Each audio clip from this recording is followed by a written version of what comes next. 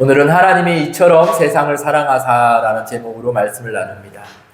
여러분, 오늘 말씀은 우리에게 아주 익숙한 말씀이죠. 아마 거의 모든 사람이 교회를 다녔던 사람, 어쩌면 교회를 잘 안 다녀본 사람들마저도 이 말씀은 익숙할 수 있는 말씀일 겁니다.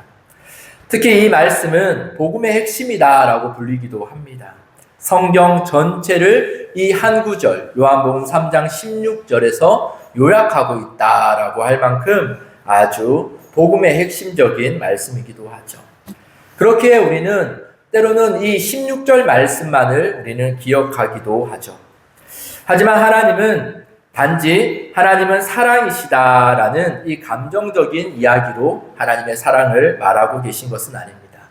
예수님은 이 말씀을 통하여 하나님은 사랑임과 동시에 함께 심판을 말씀하시기도 하셨고 구원과 함께 인간의 죄악됨을 말씀하고 계신 것이 오늘 본문의 말씀입니다.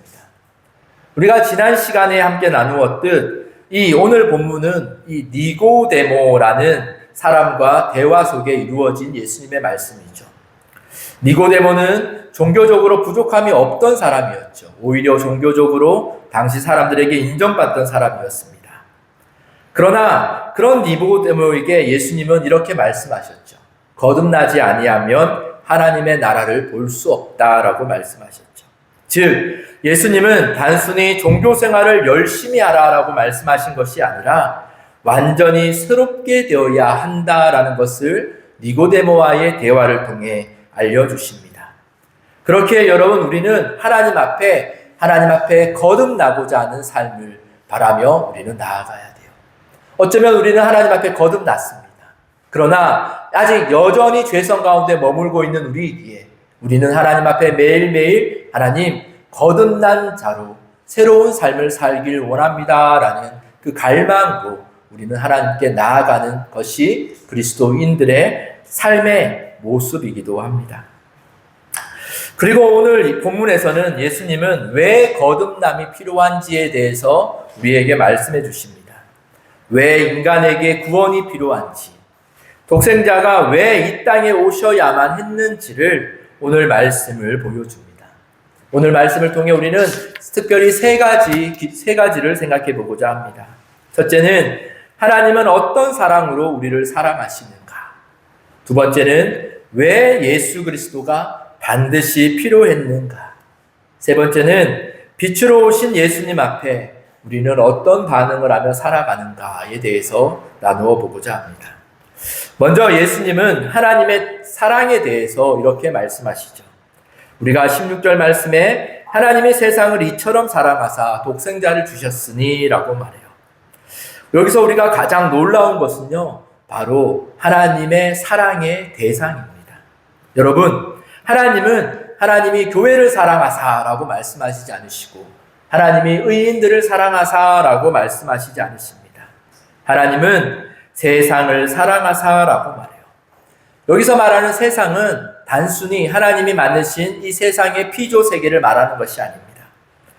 여기서 말하는 세상은 하나님을 거역하고 죄 가운데 살아가고 어둠 가운데 살아가는 타락한 인간 세상을 의미합니다. 즉 하나님은 사랑받을 만한 그런 존재들을 사랑하신 것이 아니라 사랑받을 자격이 없는 원수된 그 세상을 하나님은 사랑하사라고 그렇게 말씀하시죠. 종종 우리는 이런 착각을 합니다. 내가 조금 더 괜찮아지면 하나님이 나를 사랑하실 것이고 내가 조금 더 거룩해지면 하나님께 나아갈 수 있을 것이다 라는 생각을 하죠. 그러나 복음은 정반대입니다. 로마서 5장에 말하면 우리가 죄인 되었을 때 하나님은 우리를 사랑하신다라고 말해요. 우리가 죄인이 아니었다면 하나님께서는 그 사랑, 이처럼 사랑하사 독생자를 주실 만큼의 그 사랑이 우리에게 필요가 없었을 것이죠. 그리고 하나님은 단지 말로만 그 사랑을 말씀하시지 않으셨습니다. 하나님은 독생자를 주셨습니다. 여기서 주셨다라는 거는요, 단순히 이 땅에 예수를 보내셨다라는 의미가 아니라 모든 것을 내어주었다라는 그런 의미죠. 십자가에서 예수 그리스도 그 자신의 모든 것을 내어주었다라고 말해요. 물과 피를 모두 쏟으실 만큼 그 모든 것을 주신 분이 예수 그리스도예요. 그 예수 그리스도는 하나님의 사랑이에요. 여러분들의 자녀들을 누군가에게 내어줄 수 있겠습니까? 내가 내 자녀를 위해서 희생할 수 있을 거다라는 마음은 가질 수 있지만 정말 여러분들의 자녀를 누군가를 위해서 내어줄 수 있겠습니까? 아마 그러지 못할 거예요. 우리가 상상조차 할 수 없는 그 일을 하나님께서는 하셨죠. 하나님이 사랑하시는 독생자 예수를 우리를 위해 내어주셨죠. 죄 가운데 머물고 예수의 은혜를 받을 자격이 없는 우리를 위해 하나님은 그 예수를 내어주셨다라고 말하죠. 우리는 때로는 하나님의 사랑을 되게 감정적으로 느끼기도 합니다. 그러나 성경은 하나님의 사랑이 감정적이다라고 말하지 않아요. 하나님의 사랑은 객관적입니다. 주관적이지 않습니다. 객관적입니다. 그리스도 예수를 통하여 하나님의 사랑을 우리에게 나타나셨고 그 예수를 통하여 하나님이 택하신 자들은 구원을 받는 그 객관적인 진리 가운데 살아가는 저와 여러분들을 잊지 않기를 원합니다. 성경은 하나님의 사랑을 희생이다라고 말해요.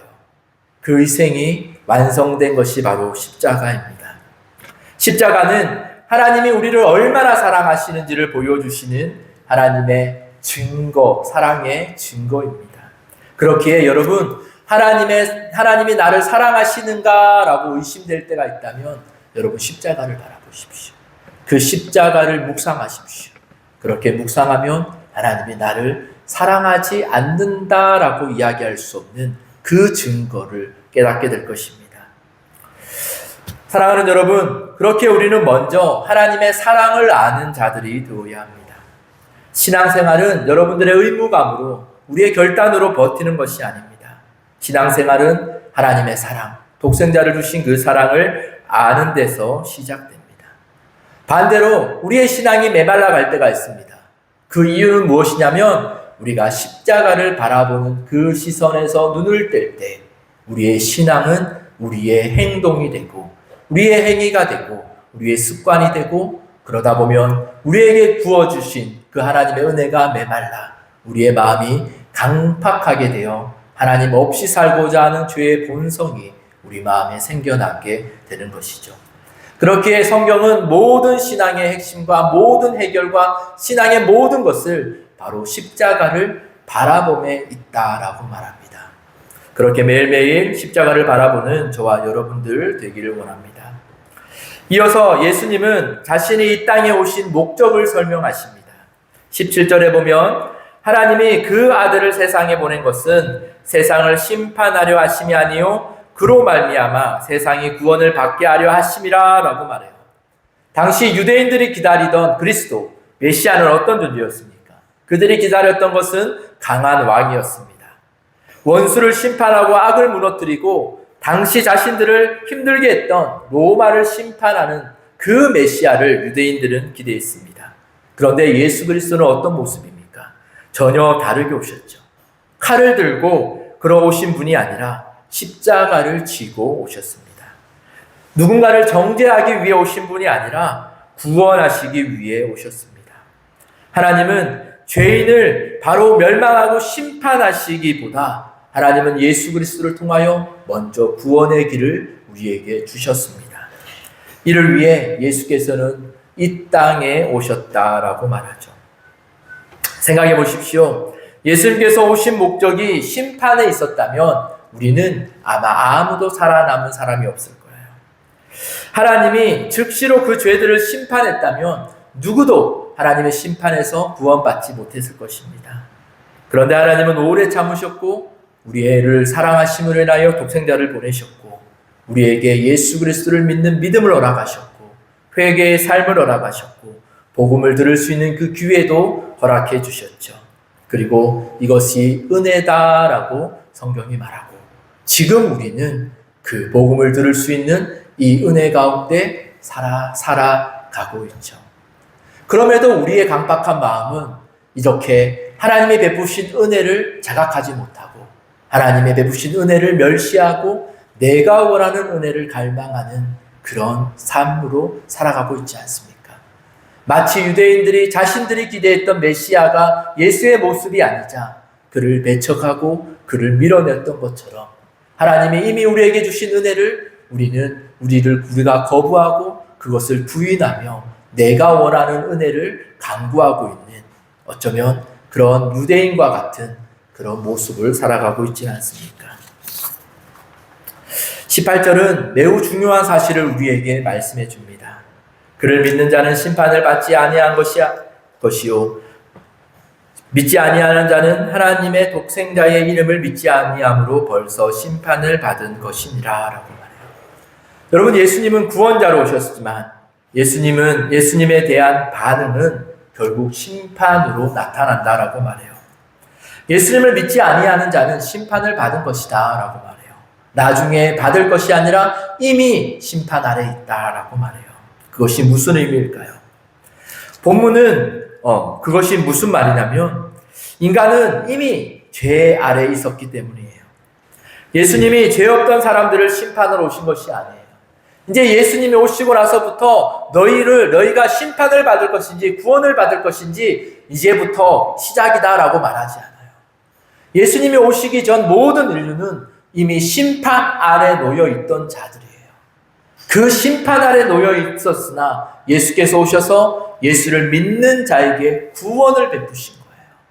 그렇기에 원래부터 심판에 있던 자들에게 구원을 베푸시고 반대로 예수를 믿지 않는 자는 예수님으로 인하여 심판을 받는 것이 아니라 예수로 인하여 심판을 받는 것이 아니라 그들은 원래 심판의 자리에 있던 자들이다.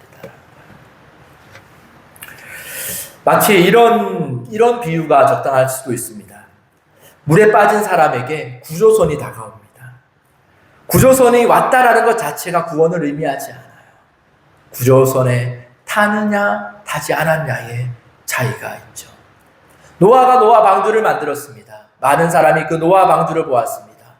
그 노아 방주가 만들어졌다라는 것 자체에 구원의 의미가 있지 않습니다.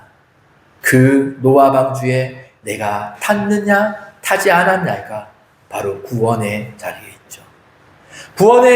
노아 방주에 타지 않았다고 해서 그들이 타지 않았기 때문에 심판을 받는 것이 아니다라는 거예요. 그들은 이미 죄로 인해 빠졌죠. 구조선에 타지 않았기 때문에 그들이 죽은 것이 아니에요. 이미 그들은 물에 빠져 있던 자들이었어요. 죽을 수밖에 없는 자들을 위해 예수가 오셨다라는 겁니다.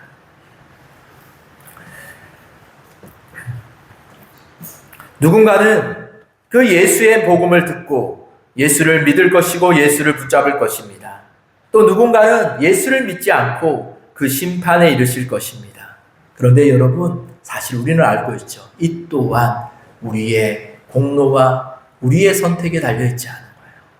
우리가 겉으로 보기에는 우리가 복음을 붙잡는 것 같지만 우리가 항상 고백하는 것은 우리를 먼저 택하사 그 복음의 말씀이 들려지게 하신 하나님의 그 성령의 역사가 내가 복음을 붙잡을 수 있게 하신 것이죠.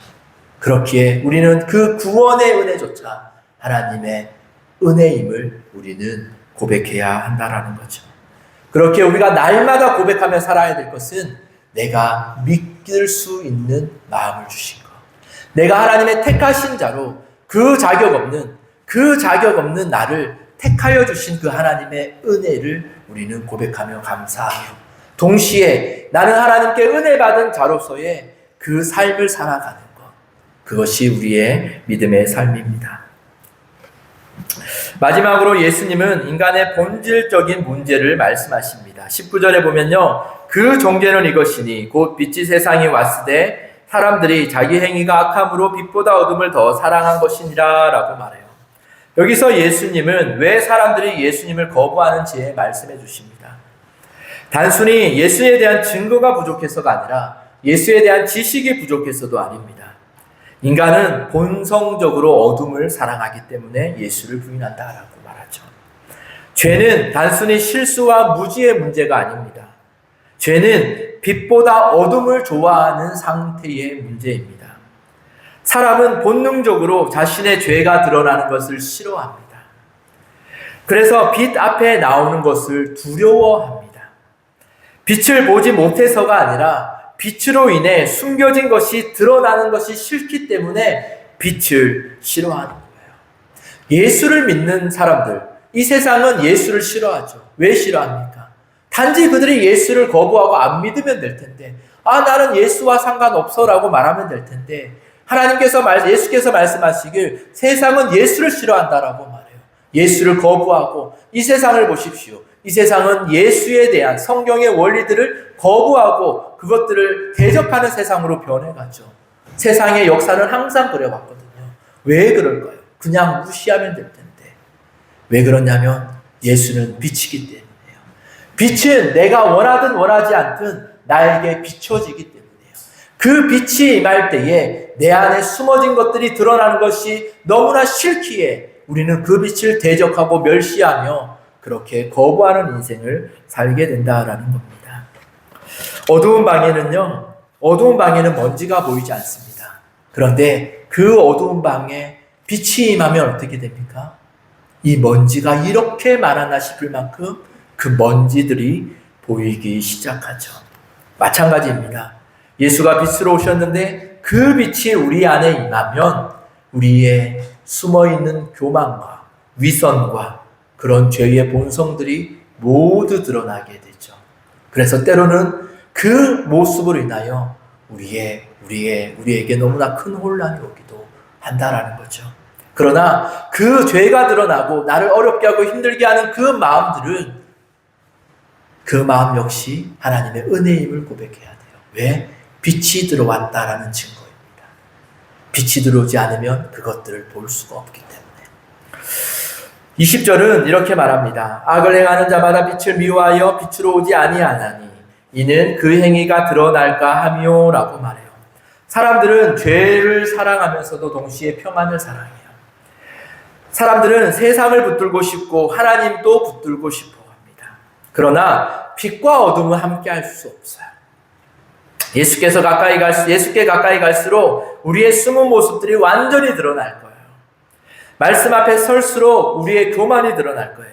그래서 기도할수록 내 안에 죄가 보이고 그러다 보니 신앙생활을 하면 할수록 내 삶에 큰 충격이 오고 큰 어려움이 오고 내 삶이 심령과 골수가 찔러 쪼개지는 괴로워지는 상황이 내 삶에 올 수도 있다라는 거예요. 앞서 말했듯 그런 삶이 우리 가운데 있다면 여러분 기뻐하십시오. 빛이 임했다라는 확실한 증거이기 때문이에요. 이렇게 하나님께서 빛을 비추어 우리를 힘들게 하신 이유가 무엇일까요? 야, 봐. 네 안에 이만큼 더러워. 네가 이런 존재야. 이것을 깨닫게 하기, 이것으로 정죄하기 위함이 아니에요. 하나님이 이렇게 우리를 힘들게 하고 우리를 괴롭게 하시는 때로는 그 이유는 우리를 정죄하기 위함이 아니라 이제 그것을 치유하고 회복하여 새롭게 하기 위함임을 잊지 말아야 합니다. 수술실에 보면 조명이 아주 밝잖아요. 이 밝게 하는 이유가 무엇입니까? 그들의 상처를 막 드러내고 치부하고 막 그러게 하기 위함이 아니라 그 상처를 잘 보이게 함으로 그것들을 치료하기 위한 목적이듯 예수의 빛이 우리에게 임하는 것은 바로 이렇다라는 겁니다. 반대로 21절은 이렇게 말합니다. 진리를 따르는 자는 빛으로 오나니 그 행위가 하나님 안에서 행한 것임을 나타내려 함이라 라고 말해요. 반대로 참된 신앙은 그러면 무엇입니까? 참된 신앙은 빛 앞으로 나아가는 거예요. 빛으로 나아갈 자격과 우리가 완벽해서 나오는 것이 아니에요. 여러분들이 빛 가운데 나아갈, 예수 앞에 나아갈 자격이 있어서 예수 앞에 나가는 것이 아니에요. 내 안에 더러운 것들이 예수 앞에서 나갈 때만 발견되어지고 해결될 수 있기 때문에 우리는 날마다 예수의 십자가를 바라보며 예수 앞에 나아가는 거예요. 우리는 어떤 모습으로 살아갑니까?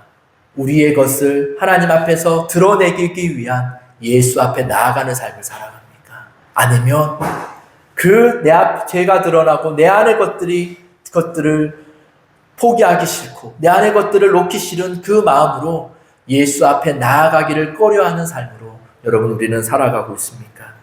혹시 우리 안에도 숨기고 싶은 어둠이 있습니까? 그 어둠을 해결하고 내가 예수께 나아가야지라는 결단을 하고 있지 않습니까? 여러분, 그 어둠을 해결하고 예수 앞에 나갈 수 없습니다. 왜? 그 어둠 자체가 예수 앞에 나아가야지만 해결되는 것이기 때문입니다. 그렇기에 우리는 여러분, 하나님 앞에 속일 수 없음을 기억하십시오. 하나님 앞에 감출 수 없음을 기억하십시오. 하나님은 우리가 하나님 앞에 나아가지 않아도 우리의 모든 죄들과 우리의 약함들을 알고 계십니다. 하나님이 우리에게 원하시는 것은 그 모든 것을 가지고 그 모습 그대로를 가지고 빛 대신 예수 앞에 나아오는 것, 그 하나만을 하나님이 우리에게 기대하시고 원하는 것임을 기억하는 저와 여러분들 되길 원합니다. 감사한 것은 빛 대신 예수님은 회개하며 나오는 자들을 결코 외면하지 않으신다라는 것입니다. 십자가의 은혜는 어둠 속에 있는 죄인들을 위한 은혜입니다. 그러므로 오늘도 빛 대신 주님 앞으로 나아가십시오. 그 빛이 우리를 정죄하는 빛이 아니라 우리를 살리는 빛이고, 그 빛이 우리의 갈 바를 비춰 알려주시는 빛이고, 그 빛이 우리를 살아나게 하는 생명의 빛임을 기억하며 우리 한 주간 예수의 빛, 예수의 십자가를 바라보며 우리의 어두운 모습으로 포기하는 삶이 아니라 그 빛 앞에 나아가 거듭난 삶을 갈망하는 저와 여러분들 되기를 소망합니다. 기도하겠습니다.